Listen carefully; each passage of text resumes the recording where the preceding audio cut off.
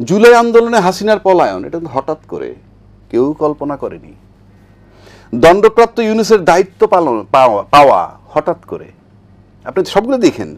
একজন মুক্তিযোদ্ধার কালো শক্তি প্রসঙ্গ হঠাৎ করে, এই যে আমাদের মুক্তিযোদ্ধা বললেন কালো শক্তি মানে জামাত।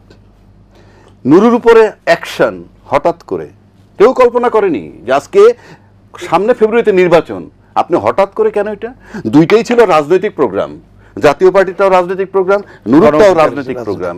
এখন রাজনৈতিক প্রোগ্রামে এরকম সংঘর্ষ হয়, কিন্তু সেখানে জাম করে প্রশাসন চলে এসে যে স্টেপটা নিল সেটা কিন্তু ভয়ানক। এবং একটা দলের সভাপতি, এটার সাথে মেলে না, মানে অ্যাকশনটা যে পরিমাণ হয়েছে সেইটা মেলে না। এবং তার নিজের অফিসের সামনে। ইয়েস, আপনি তো তাকে গাড়িতে করে নিয়ে 2 কিলোমিটার দূরে গিয়ে ছেড়ে দিতে পারতেন যদি আপনি সংঘর্ষটা এড়াইতে চান।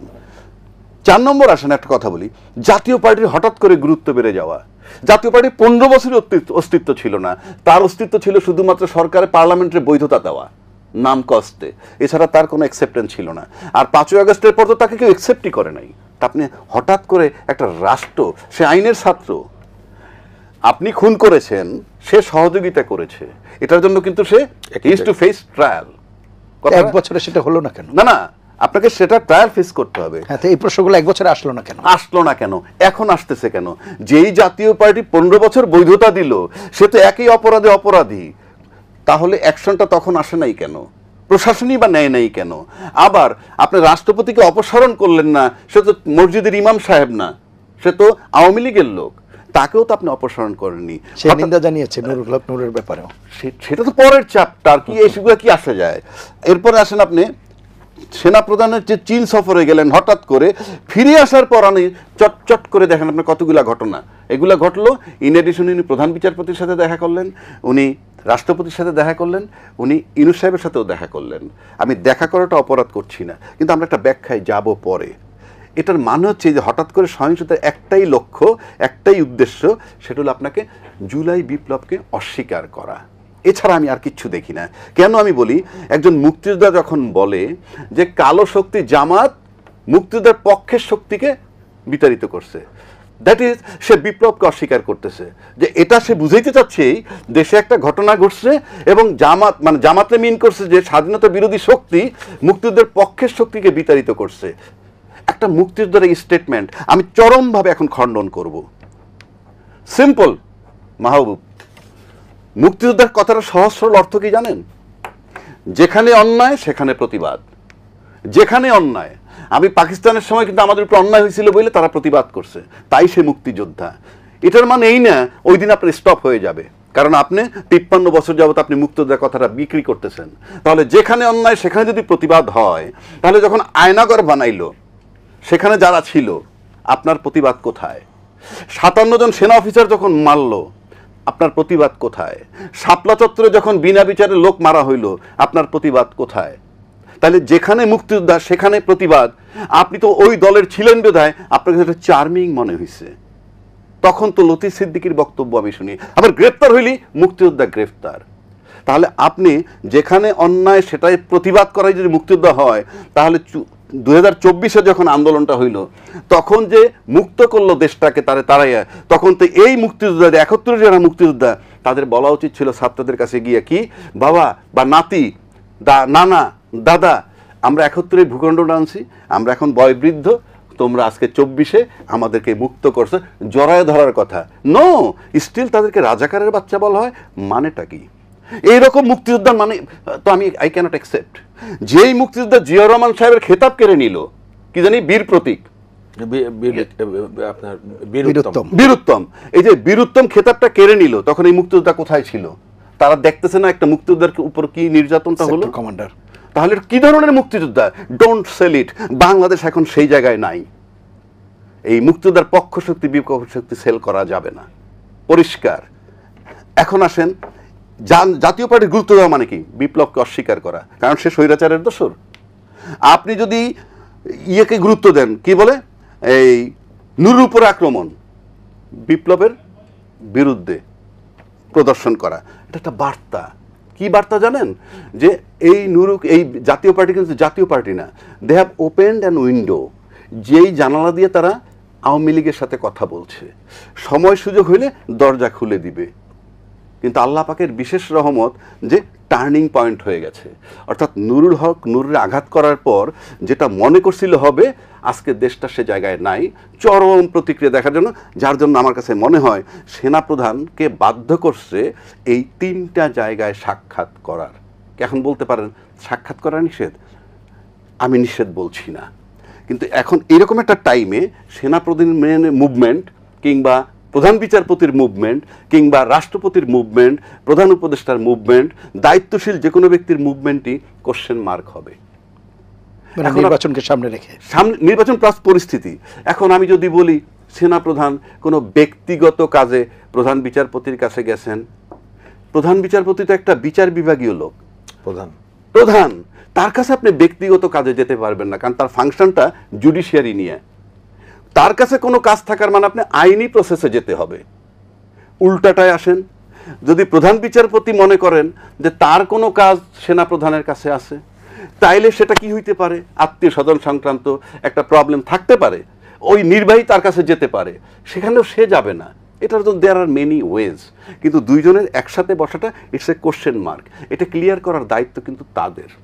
পাশাপাশি আরেকটা জিনিস কিন্তু চলমান, সেটা কি, ওই যে আমাদের তত্ত্বাবধায়ক সরকারের বিষয়টা আসছে, সেখানে বলা হয়েছে প্রধান বিচারপতি অলরেডি জিনিস রেজ করছে, এটাকে ফাংশনিং করা যাবে কিভাবে, ইফেক্টিভ কবে থেকে, ইফেক্টিভ কবে থেকে হবে। এখন এই ইফেক্টিভ কবে থেকে, তার মানে মনে করেন হি হ্যাজ দ্য অ্যাটিটিউড যে এটা যেহেতু জনগণের দাবিতে তত্ত্বাবধায়ক সরকার হইলো, হয়তো বা ফেরত আসতে পারে, কিন্তু আপনি ইফেক্টিভ করবেন কেমনে? আজকে আইনে যদি বলেন যে কালকের থেকে ইফেক্টিভ, তাহলে তো আমার অভ্যুত্থান হইতে হবে, মানে এই সরকারকে সরাইতে হবে। কথাটা বুঝেন? আপনি তো এই সরকার অন্তর্বর্তীকালীন সরকার, আবার ওনার নামকরণ, ইউ ক্যানট চেঞ্জ ইট। কেন কথাগুলো বলছি? আজকে যে নির্বাচনটাকে সামনে রেখে আপনি খুব সুন্দরভাবে যদি চিন্তা করেন, মানে কোন সংবিধানে নির্বাচন হতে যাচ্ছে। প্রধান নির্বাচন কমিশন কিন্তু ইতিমধ্যে বলছে পিআর পদ্ধতি সংবিধানে নাই, আমরা সংবিধান মোতাবেক নির্বাচন করব। কোন সংবিধান? যদি বলেন যে এক্সিস্টিং যেটা আছে সেটার বিধান কি? সেটার বিধান তো সংসদ ভেঙে যাওয়ার পরবর্তী 90 দিনের মধ্যে নির্বাচন না, কিন্তু প্রধান বিচারপতি থেকে তো সেটি নিয়ে নেওয়া হয়েছে। কোথা থেকে নিছে? যখন ওনারা দায়িত্বটা নিলেন, কি বলছে প্রধান বিচারপতি? ওপিনিয়ন দিছে এইরকম সাংবিধানিক সংকট যখন থাকবে, এই শূন্যতা পূরণ করার জন্য একটা অন্তর্বর্তীকালীন সরকার হতে পারে। ফিনিশ। সে মেয়াদ দেয় নাই, সে কি করবে ফাংশন দেয় নাই, বাকি কাজ তো বিচারপতির না। প্রধান বিচার সুপ্রিম কোর্ট আইন বানাইতে পারে না, সুপ্রিম কোর্ট সংবিধান বানাইতে পারে না, সংবিধানের সাথে সাংঘর্ষিক আইন হইলে সেটাকে বাতিল করতে পারে, আবার পরবর্তী সংসদে এসে এবং অন্য কোনো যে কোনো আইনের রেটিফাই তো পরের চ্যাপ্টার, আর যে কোনো আইনের ব্যাখ্যা তারা দিতে পারে। কিন্তু এই সংসদের মেয়াদ কতদিন? এই যে জুলাই ঘোষণাপত্রটা হইল, এই জুলাই ঘোষণা, আমি বারবার বলতেছি, আপনি জুলাই ঘোষণাপত্রের ভিতরে তার মেয়াদ দিতে হবে, যে ওনার মেয়াদ এত তারিখ থেকে এত, অর্থাৎ 8ই আগস্ট 2024 থেকে আপনি নিয়ে যেতে পারেন জুন 30 জুন 2026, এবং উনি নির্বাচন করে যাবেন, উনি নির্বাচন কমিশন নিয়োগ দিবেন, এই সব লিখতে হবে। কারণ এই সরকার নিয়োগ দিল ইসিকে কবে জানেন? 21 নভেম্বর 2024, কিন্তু সংসদ যে ভেঙে গেল সেদিন থেকে হিসাব করলে 3 মাসের মধ্যে 7ই নভেম্বর 2024-এর মধ্যে নির্বাচন হয়ে যাবার কথা। 1, 2, উনি কিন্তু ওত নিলেন অন্তর্বর্তীকালীন সরকার হিসাবে, এবং নিয়োগ দিলেন কাকে? অন্তর্বর্তীকালীন সরকার ইসিকে নিয়োগ দিলেন। এখন আপনি বলেন, একটা কোম্পানিতে মেমোরান্ডাম অফ আর্টিকেল বা অ্যাসোসিয়েশন থাকে, সেখানে বলা থাকে আপনি কি কি ধরনের ব্যবসা করতে পারবেন, 100টা ব্যবসা লেখা আছে, এই 100টা ব্যবসার যে কোনোটা করতে পারবেন, 101 নম্বর ঢুকাইতে পারবেন না, ওখানে লেখা থাকতে হবে কি, এম আই রং? তার মানে কি নির্বাচন কমিশন শেষ করতে দেন, তাহলে আপনি সংবিধানের মধ্যে সরকারটা লেখা থাকতে হবে। আমি কোন সরকারটা, ওই সংবিধান ফলো করতে হইলে লেখা। বাংলাদেশের বর্তমান সংবিধানের মধ্যে একটা সরকারের কথা বলা আছে, সেটা হলো নির্বাচিত প্রধানমন্ত্রী, আর তত্ত্বাবধায়ক সরকার এখনো ফেরত আসে নাই। তাহলে আছে মাত্র একটা মাত্র। আপনি যদি এই সংবিধানের ভিতরে না ঢুকতে পারেন, আপনি এই সংবিধান মোতাবেক আগাবেন কিভাবে? আপনাকে একটা গাড়ি আপনি বন্ধ করে চাবি পকেটে রাখলেন, আপনি যদি গাড়িটা নিয়ে কোথাও যেতে চান, গাড়িতে ঢুকতে হবে তো, না ঢুকলে গাড়ি চলবে? তো আপনি সংবিধানে ঢুকতে পারেন নাই, এই নির্বাচন কমিশনে এখনো সংবিধানে ঢুকতে পারেন নাই। দ্বিতীয় কথা আসেন, যদি সংবিধান মোতাবেক নির্বাচনে দিতেই পারেন, তাহলে পিআর পদ্ধতি সংবিধানে নাই, সকাল বিকালে এটা নিয়ে আলাপ হচ্ছে কেন? নির্বাচন কমিশন বলতে পারে না স্টপ, এই আলাপ বাদ দেন, রাইট নাই? আমি বলছি যারা সংসদে গিয়ে রেটিফাই করবেন সব কিছু বলতেছেন, এটা মামুন ভাই বলবেন, আমি বলবো, সবাই, কিন্তু আপনি সংসদ পর্যন্ত যাওয়ার প্রক্রিয়া লাগবে তো একটা। আপনি যাচ্ছেন কিভাবে?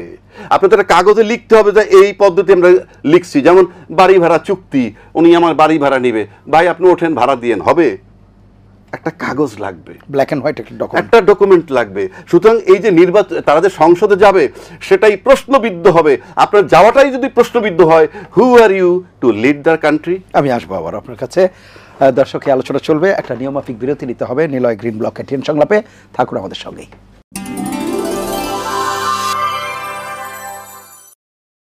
ফিরে এলাম নিলয় গ্রিন ব্লক এটিএন সংলাপে। এতক্ষণ সাথে থাকার জন্য ধন্যবাদ।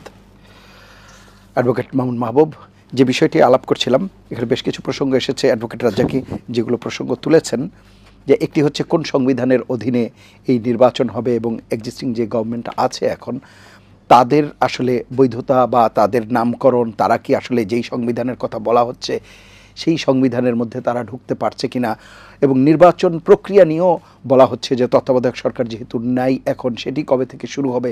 প্রধান বিচারপতিও সে বিষয়টি বলেছেন। সার্বিকভাবে বিষয়গুলো নিয়ে আপনার মূল্যায়ন শুনব। জি, ধন্যবাদ।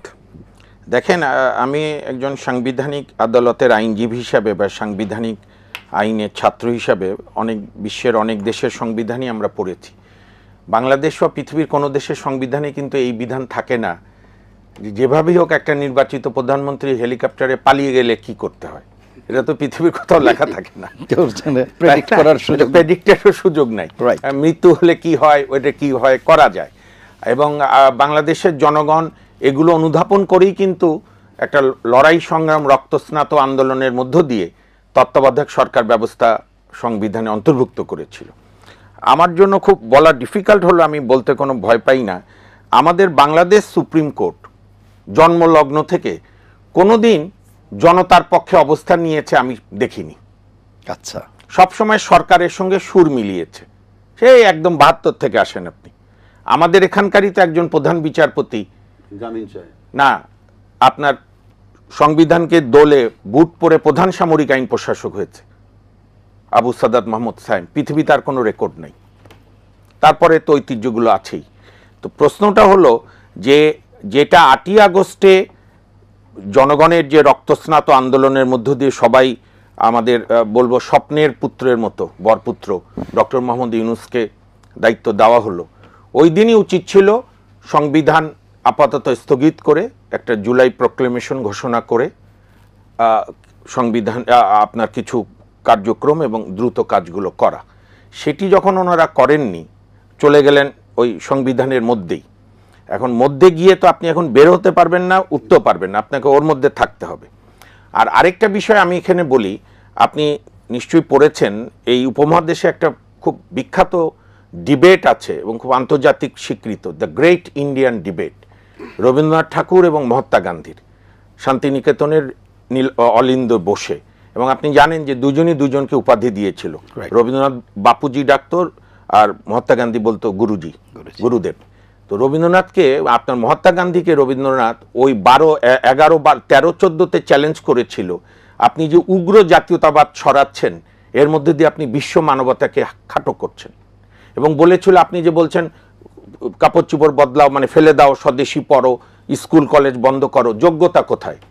রবীন্দ্রনাথের উদ্দেশ্য ছিল যে যোগ্য না হয়ে আপনি, তো এইটা এত বছর পর এবারও আমরা দেখলাম যে আমরা জাতিগতভাবেই আমাদের অযোগ্যতা, যে এই সমস্যাগুলো সমাধান করতে না পারা।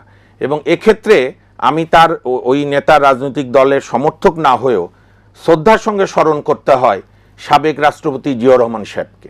উনি কিন্তু 7 নম্বরে যখন দায়িত্ব নেয়, বাংলাদেশ এখনকার চাইতে অগ্নিগর্ভ ছিল। উনি কিন্তু একটা জাতিকে একটা শান্তির দিকে ধাবিত করলো এবং প্রথম চালু করলেন যে যার মত থাকুক, সব দল রাজনীতি করুক, জনগণ ডিসাইড করুক। অবশ্য উনি বেশি দিন তাকে বেঁচে থাকতে দিল না, হয়তো আরও পরিস্থিতি ভালো হতো।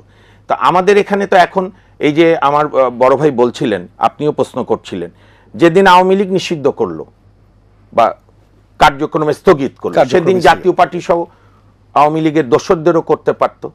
এইখানে আমি একটু ভিন্ন মত, পলিটিক্যাল পার্টির কাছ থেকেও কিন্তু সেরকম ভয়েস না, সেটা তো আমাদের মানে ধরেন অ্যান্টিসিপেশনের অভাব। আমি ভাইয়ের সঙ্গে একটু দ্বিমত করেই বলি, এই সরকারের শুরু থেকেই মনে হয়েছে they want to buy time, যে কাজ 3 মাসে করা যায়, যেমন আমাদের সুপ্রিম কোর্টে স্বাধীন সচিবালয় বিচার বিভাগের, আইন মন্ত্রণালয়ের দ্বৈত শাসন চলবে না, এটা মাজদার হোসেনের মামলার ডিকটাম। এটা সব সরকারি মন্ত্রীরাই, আমাদের তো কলিগরা সব সিনিয়র কলিগ বা কন্টেম্পোরারি, তারা বারে থাকতে খুবই আইনের শাসন বলেন, কিন্তু মন্ত্রণালয়ে গেলে ওই সচিব, ওই ব্যুরোক্র্যাটদের। আর এখন যিনি, উনি তো কোনো সম্পর্কই নেই আইন পেশার সঙ্গে। কিন্তু এই যে বিচার বিভাগের সচিবালয়, ইউনূস সাহেবকে নিয়ে আমাদের সৈয়দ রিফাত আহমেদ সাহেব, সাবেক বর্তমান প্রধান বিচারপতি, সেমিনার করলেন জুনে 21 তারিখে। উনি বললেন বিচার বিভাগের সচিবালয় দিতেই হবে। আরে আপনি তো দেবেন, তাহলে কার কাছে আপনি চাচ্ছেন? তো রিসিভিং এন্ডে না, আপনি তো প্রোভাইডিং এন্ড, আপনি দেবেন। এই যেমন বলেছে না, হাসনাত আব্দুল্লাহ তীব্রভাবে ধরেছে আসিফ নজরুলকে, সরকারও স্টেটমেন্ট দেয়। এটা তো একটা মকারি জাতির সঙ্গে। আপনার সরকার, আপনার যৌথ বাহিনী, আপনি কার কাছে দাবি করছেন? আর্মিকে ম্যাজিস্ট্রেসি দিয়েছেন, আপনি তদন্ত করেন। কই, আমি তো এখন পর্যন্ত শুনলাম না। আপনি তো খুবই একজন অভিজ্ঞ সাংবাদিক, কই কোনো বিচারপতির নাম দিয়ে কমিশন হয়েছে? না। আজ তো 3 দিন হয়ে গেল। এটা তো পরের দিনই করে ফেলতে পারে, 7 দিন লাগে বড় জোর। মানে কোনোটারই ধারাবাহিকতা নাই, যার ফলেই এই সরকার আপনার নানা সংকটে পড়ছে। আরেকটা বিষয় আমি খুব শ্রদ্ধার সঙ্গে বলি সবার প্রতি, প্রধান বিচারপতি বাংলাদেশের বা যে কোনো দেশের, ভাইয়া, এই পোস্টটা কিন্তু 8-10টা এক্সিকিউটিভ পোস্ট না। প্রধান বিচারপতির কাছে প্রত্যেক দিনই সরকারও বিচার প্রার্থী, সেনাবাহিনী প্রধানও বিচার প্রার্থী, আমি সাধারণ মানুষ মামুন মাহবুবও বিচার প্রার্থী। অতীতে কিন্তু আমরা প্রধান বিচারপতির সঙ্গে 72 থেকে বা যদি 47 থেকে দেখেন, আমরা কিন্তু এরকম বৈঠকগুলো দেখিনি।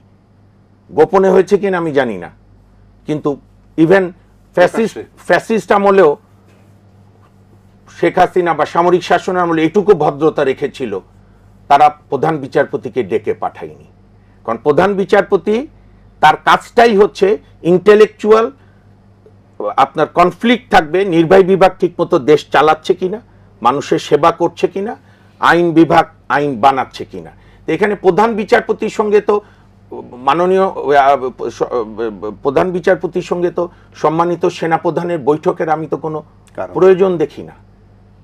আমার মনে আছে, আমরাও তখন আন্দোলন সংগ্রামে, আপনার মনে আছে একজন খুব নামকরা, পরে এখন বোধহয় রিটায়ার আছেন, ওই যে আর্মি চিফ ছিল হাসান মসুদ চৌধুরী, এবং সে দুদকে চেয়ারম্যান হওয়ার 4 দিন পর তদানীন্তন প্রধান বিচারপতি মোহাম্মদ রুহুল আমিনের সঙ্গে দেখা করেছিল। আচ্ছা, আমরা আইনজীবীরা প্রতিবাদ করেছিলাম যে কেন আপনি দুদক তো প্রত্যেকদিন ওনার আদালতে বিচার প্রার্থী, আপনি কেন দেখা করবেন? এবং আপনার মনে আছে কিনা ভাইয়া, আগেকার জেলাগুলোতে কিন্তু বিভিন্ন অনুষ্ঠানে ডিসি যেত, বা তখন এসডিও যা যা আছে বা ইওনো, জেলা জজরা কিন্তু খুব রেস্ট্রিক্টেড চলাফেরা, অ্যালুফ, অর্থাৎ তারা সামাজিক কোন অনুষ্ঠানে, কারণ তাদের আরো সুযোগ সুবিধা দিতে হবে, কিন্তু তারা থাকবে বইপত্র পড়াশোনা নিয়ে এবং মানুষের ন্যায় বিচার নিয়ে। এইখানে বিদেশি অ্যাম্বাসেডারদেরই বা ওনার সঙ্গে দেখা করার কি আছে, আর অন্যদেরও। তো এগুলো সব মিলায় হতে পারে ওনারা ক্লিয়ার করলে আরো ভালো হয়, কিন্তু এগুলোর মধ্য দিয়ে মানুষ কিন্তু খুব অশান্তিতে আছে। আচ্ছা, প্রতিনিয়ত তারা চিন্তা করছে। এই জন্য উচিত হবে যে ন্যূনতম কিছু সংস্কার করা। আমি সেই প্রসঙ্গে আসবো। অ্যাডভোকেট রাজ্জাকী, যে বিষয়টা আমরা বলছিলাম যে হঠাৎ সহিংস পরিস্থিতি, দেখেন গত 24 ঘন্টায় প্রায় 14টা লাশ পাওয়া গেছে দেশের বিভিন্ন জায়গায়। এটি নিঃসন্দেহে উদ্বেগজনক, এবং এই বিষয়গুলোর কেন্দ্র করে যখন বলা হয়, তখনই বলা হচ্ছে যে একটি নির্বাচিত সরকার যখন ক্ষমতা নেবে বা একটি নির্বাচন যখন অনুষ্ঠিত হবে, তারপর হয়তো পরিস্থিতিটি সেই অর্থে কিছুটা ইতিবাচক পরিবর্তন হবে। কি মনে হয় আপনার কাছে? ধন্যবাদ আপনাকে, আমার ভাই বন্ধু মামুন। আপনি মামুন একটা কথা বলছে যে এই সরকার বোধহয় টাইম কিলিং। আমি একমত। কেন একমত হইলাম বলি, সরকারের তো উদ্দেশ্য ভালো ছিল যখন শুরু করার পর আমি নিশ্চিত করে বলতে পারি যে যত গল্প করুক, এই সরকারকে কেউ কোনো কোঅপারেট করেনি, না রাজনৈতিক দল না অ্যাডমিনিস্ট্রেশন। তখন সে একটা জায়গায় চলে গেছে, সে বুঝছে যার সম্ভব না, তখন আপনার ন্যাচারালি একটা টাইম কিলিং হয়ে গেছে। যার জন্য আজকে ধরেন এই সরকার রাজনৈতিক সরকার না, তার অভিজ্ঞতা নাই, কিচ্ছু নাই, কিন্তু যারা এই কথাটা বলে তারা তো রাজনীতিবিদ, তার মানে মাইনাস ইউনূস আপনারা কেন একটা জায়গায় আসতে পারলেন না? আমি কি বুঝাইতে পারছি? মাইনাস ইউনূস আপনারা যদি এক জায়গায় আসতে পারতেন, সব যদি এক জায়গায় আসতে, তারে বলতে পারতেন আপনার নির্বাচন, তার ক্ষমতা আছে নির্বাচন না দেওয়ার। আপনারা তো এক জায়গায় আসতে পারেন নাই, কেন আসতে পারেন নাই? আমি নিশ্চিত করে বলতে পারি প্রতিটা দল তার দলের স্বার্থটা বেশি দেখে, রাষ্ট্রের স্বার্থ নয়। এখন এই যে একটা কথা আছে, ও বলছে, আমিও বলছি অনেক জায়গায়, আগে তো আপনাকে দেশটাকে রাষ্ট্র বানাতে হবে। আমি একটা ভূখণ্ড পাইছি, কিন্তু সেটা কি রাষ্ট্র হইছে? একটা রাষ্ট্র মানে একটা মিনিমাম ক্রাইটেরিয়া যদি থাকে যে আমার জান, আমার মাল এবং আমার স্বাধীন চলাফেরার নিশ্চয়তা, এই তিনটা জিনিস কি রাষ্ট্র এনশিওর করতে পারছে গত 53 বছরে? পারেনি। এছাড়া প্রমাণ আবার বলতে হয়, সেনা অফিসার হত্যা বলেন, আয়নাগর বলেন, ওই ক্রস ফায়ার বলেন, এগুলা কিন্তু রাষ্ট্র নয়। কিন্তু এখন তো আমরা পরিবর্তনের একটা ইঙ্গিত পেয়েছি। ইঙ্গিত পাইলে কি হবে? আপনি কি করে করবেন? এই যে সংবিধানের কথা বললাম, এখন আপনি আসছেন যে কথাটা আপনি আমাকে বলতেছিলেন যে এই যে কিলিং হইল 14 জন 24 ঘন্টায় 24 ঘন্টায় যে কিলিংটা হইল চট্টগ্রামে, এবং সেটা কিন্তু ইউনিভার্সিটির খুব তুচ্ছ ঘটনা নিয়ে, ওইটা তো আমি গোটা বাংলাদেশে বলছি, সেটাই তো বললাম, চট্টগ্রামে আছে, অন্যান্য জায়গায় সব জায়গা মিলে 14টা যে হত্যা হইল, এই যে হত্যাটা হইল, এটা আপনি কি করে ঠেকাবেন? আপনি নুরুকে পিটাইতে পারলেন, একটা কথার কথা বলছি, আবার রংপুরে জাতীয় পার্টির চেয়ারম্যানের বাড়ি রক্ষা করলেন, ওইদিকে সার্জিকেও গ্রেফতার করা হয়েছে ওইখানে, ভালো কথা করেন আপনি। আপনি রাষ্ট্রের যারা আইন চালান, মানে প্রশাসনের যে কাজটা, তার কিছু রুটিন কাজ আছে, রুটিন কাজ। এই রুটিন কাজের ভিতরে কিন্তু এইগুলা পড়ে, বিশেষ কাজের জন্য বিশেষ অ্যাসাইনমেন্ট আসবে। এখন আপনি এখানে যে একটা খুন হইতেছে, একটা মারামারি হইতেছে, একটা সিচুয়েশন হইতেছে, পুলিশের কাছে তো মানে খুব কুইক চলে যায়, কারণ পুলিশ কাজ করে ইনফরমারের ভিত্তিতে, ঠিক আছে? এখন আসেন, এই যে রাজনীতিবিদরা বারবার বলছে আমি তো নির্বাচন বিরোধী না, আমি তো চাই নির্বাচন হোক এবং নির্বাচিত সরকারের কাছে ক্ষমতা থাকবে, কিন্তু আমরা বিগত যে নির্বাচনগুলো দেখলাম, সেই নির্বাচিত ক্ষমতায় সরকার থাকাকালীন যখন সামরিক শাসন আসলো, সামরিক শাসন আসার আগে তো সামরিক শাসন ছিল না, নির্বাচিত সরকার ছিল, তাকে ঠেলে সামরিক শাসন আসতে হলো কেন? আবার নির্বাচিত সরকার ঠেলে 111 আসতে হলো কেন? নির্বাচিত সরকার ঠেলে ইউনূস সাহেবকে আসতে হলো কেন? এটা তো নির্বাচিত সরকারদের ব্যর্থতা। কারো সাধারণ লোকের ক্ষমতা আছে অন্য কারো এইটার ভিতরে প্রবেশ করার। আজকে যেমন ধরেন যে আজকে সেনা প্রধানের কথা আসছে, উনি দেখেন 3টা লোকের সাথে দেখা করছেন গত 2 দিনে। তাহলে আসেন, এই যে উনি এক ব্যক্তি কিন্তু 3 জনের সাথে দেখা করছেন, কিন্তু বাকি যে 3 জন তাদের কিন্তু একে অপরের সাথে কথা হয়নি। তাহলে বিষয়টা দাঁড়াচ্ছে কি? উনি কথা বিনিময় করতেছেন, নিশ্চয়ই উনি যখন বিচারপতির সাথে কথা বলার পর রাষ্ট্রপতির সাথে দেখা করেন, আবার রাষ্ট্রপতি দেখার পর যখন ইউনূস সাহেবের সাথে কথা বলেন, ওনার সাথে 3 জনের কথা হচ্ছে। অথচ এটা যদি আপনি ইউনূস সাহেবকে ধরেন, ইউনূস সাহেবের সাথে 3 জনের কথা হতে পারে, নট ওনার। সুতরাং ইটস এ কোশ্চেন মার্ক, যে আমি যদি এখন চিন্তা করি, তাহলে আমার কাছে আপাত দৃষ্টিতে মনে হচ্ছে যে এই যে কি বলে আক্রমণ করলো আপনার জাতীয় পার্টির গুরুত্ব দেয়া, এবং জাতীয় পার্টির গুরুত্ব মানে জাতীয় পার্টি কিন্তু বিপ্লব বিরোধী একটা শক্তি, যেহেতু স্বৈরাচারের দোসর, তার পক্ষ নিয়ে নুরুকে আঘাত করা, এই সিদ্ধান্তটা কোত্থেকে আসলো? এই রকম আঘাত করার, এটা কি ইউনূস সাহেবের পক্ষ থেকে নাকি এটা প্রশাসনের পক্ষ থেকে? এটা যদি শুধু প্রশাসনের পক্ষ থেকে হয়, তাহলে আমার কাছে কোশ্চেন মার্ক, ইউনূস সাহেব কি জীবিত মৃত কিনা? সরকার হিসেবে প্রশাসনটা চালাচ্ছে কারা? এটা আমার কাছে একটা প্রশ্ন। আর এই প্রশাসন যদি ইউনূস সাহেবের নেতৃত্বে না থাকে, আমার স্টেটমেন্ট দিতে হবে, হয় ইউনূস সাহেব দিবেন, নয় প্রশাসন দিতে হবে। কারণ আপনি এখানে চট করে এইরকম বেপরোয়া আঘাতটাকে কেন করা হইল? সুতরাং আপনি নির্বাচিত সরকারের কাছে গেলেই রাষ্ট্র নিরাপদ। আমি তো অতীত ঘটনাগুলো যদি দেখেন, এই যে সরকারগুলো চেঞ্জ হয়েছে বারবার, নির্বাচিত সরকারের রাইখেই, কিন্তু গণতন্ত্রের বিউটি বা গণতান্ত্রিক প্রক্রিয়ায় তো আপনাকে নির্বাচনের মাধ্যমে আসতে হবে। আমি একমত। এখন গণতান্ত্রিক বিপরীত মানে প্রক্রিয়া যদি আপনি চিন্তা করেন, তাহলে উনি একজন ভালো বড় দলের মালিক। উনি যদি গণতন্ত্রে বিশ্বাসী হন, উনি যদি রাষ্ট্রের জনগণ এবং রাষ্ট্রের প্রতি আপনি নিশ্চিত মানে ভালোবাসা মানে মঙ্গল চান, তাহলে ওনাকেই ভাবতে হবে যে একটা ভালো সরকার হইতে হলে একটা ভালো বিরোধী দল থাকা দরকার, বড় মাপের। সেই বিরোধী দলটা আপনি এখন তর্কের ক্ষেত্রে যদি বলে দেন, যদি দল না পাওয়া যায় কি করা যাবে, কিন্তু চিন্তা করার সুযোগ আছে শক্ত বিরোধী দল কিভাবে আনা যায়। গণতান্ত্রিক প্রক্রিয়া সেখানে যাবেন না কেন? প্রয়োজনে যেতে হবে। আসবো, আবারও একটা বিরতি নিয়ে আসি। প্রিয় দর্শক, নিলয় গ্রিন ব্লক এটিএন সংলাপে পর্যায়ে নিচ্ছে বিরতি। থাকুন আমাদের সঙ্গে।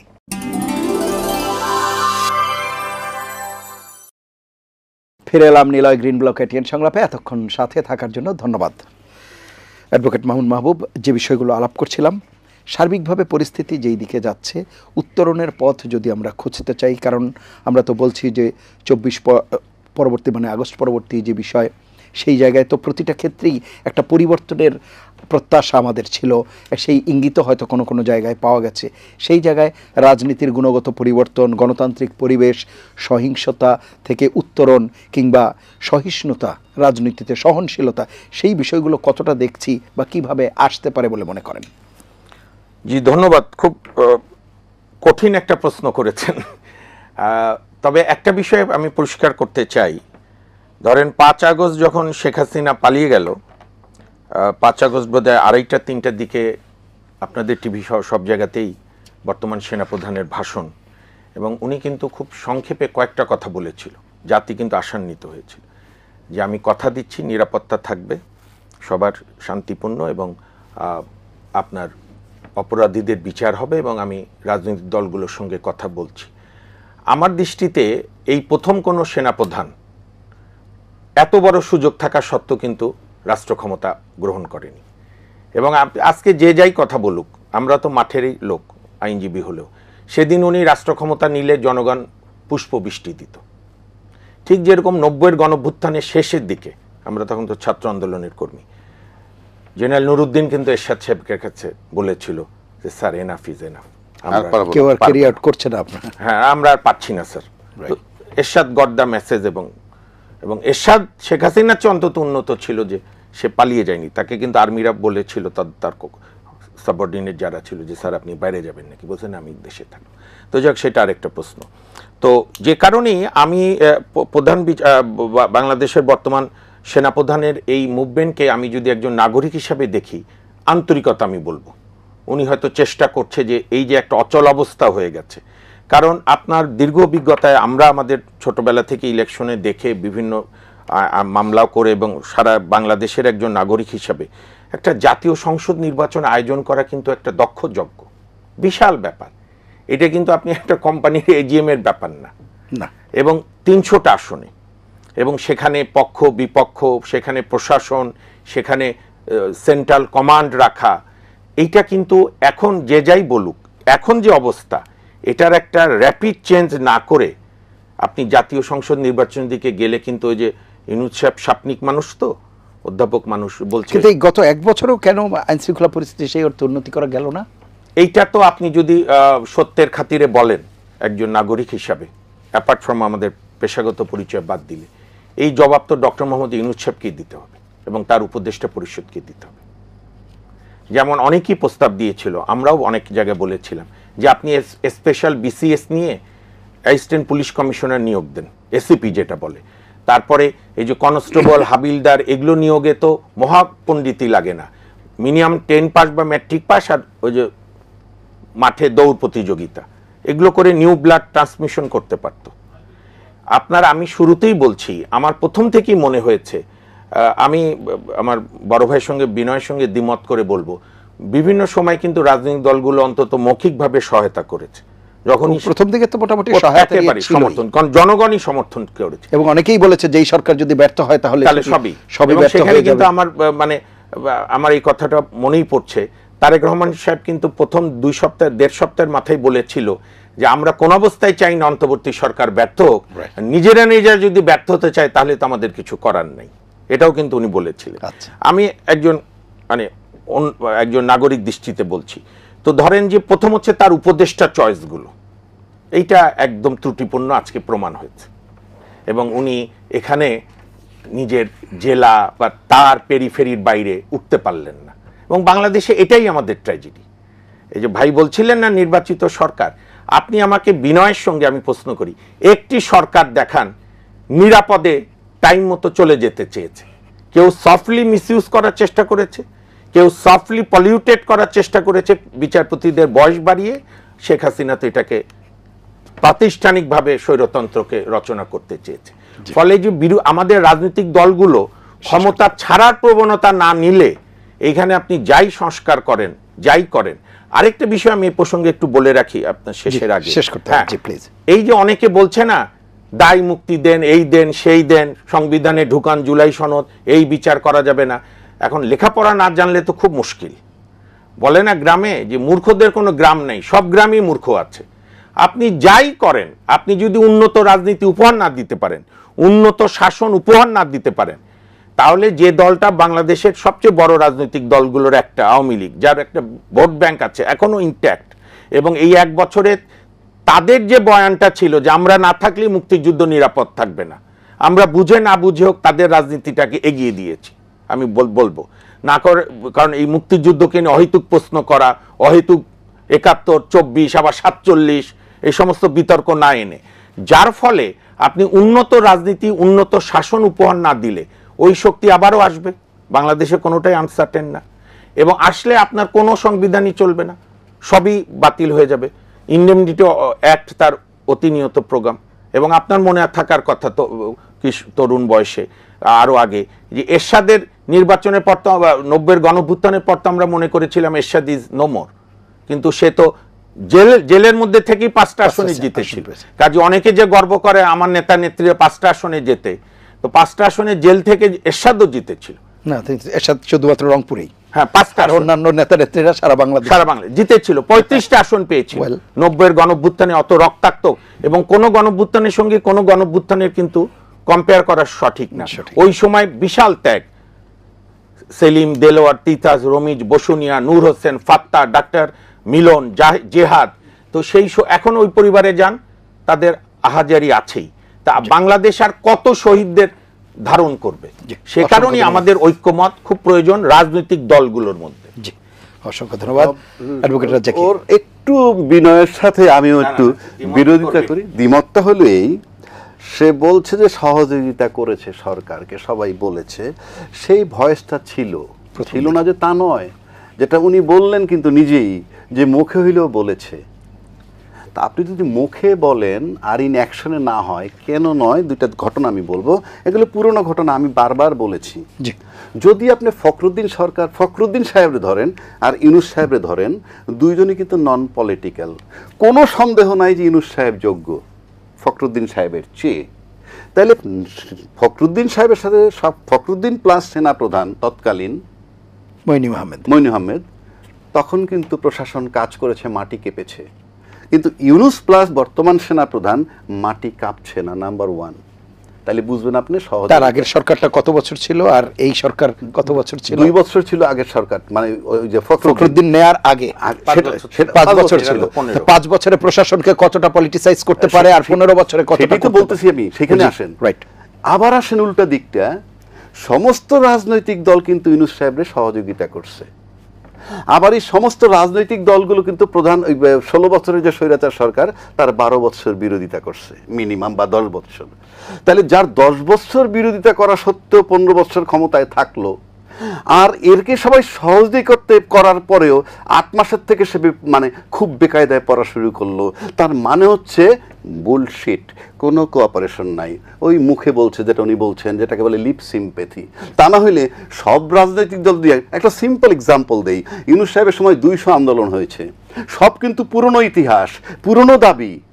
সেই পুরনো দাবি নিয়ে যখন মাঠে আনছে, আনসার বলেন, ডাক্তার বলেন, ইঞ্জিনিয়ার বলেন, সব আসছে। কোনো রাজনৈতিক দল, দায়িত্বশীল রাজনৈতিক দল একবারও বলেছে আপনারা কেন আন্দোলন করছেন, উনি ভদ্রলোক একটা নির্বাচন দিয়ে চলে যাবে, আপনারা কেন, এগুলো তো পুরনো, ওনার ব্যাপার নয়, নির্বাচিত সরকার। কোনো রাজনৈতিক দল বলে নাই। এটার মানি হচ্ছে কোঅপারেশন করে নাই। ওটা বলছি, উনি ফেল করলে আমি নিশ্চিত বাংলাদেশে এখন একটা মিশনই চলতেছে, সেটা হলো ইউনূসের রিমুভাল। ইউনূস আমাদের কিছু না, নির্বাচিত সরকারের কাছে আসবে, কিন্তু যে প্রক্রিয়া হচ্ছে বাংলাদেশে, তাতে ইউনূস সরকার যাবে নিশ্চিত আমি, কিন্তু নির্বাচন অনিশ্চিত আজকে পর্যন্ত। তো যদি ইউনূস সাহেব চলে যান আর নির্বাচন যদি না হয়, তৃতীয় পক্ষ যদি কারো কাছে দায়িত্বটা যেতে হয় কোনো কারণে, সে যে ফর্মেই যাক, সে কিন্তু প্রত্যক্ষ আওয়ামী লীগ, কেন ওই 16 বছরে কেউই আসবে।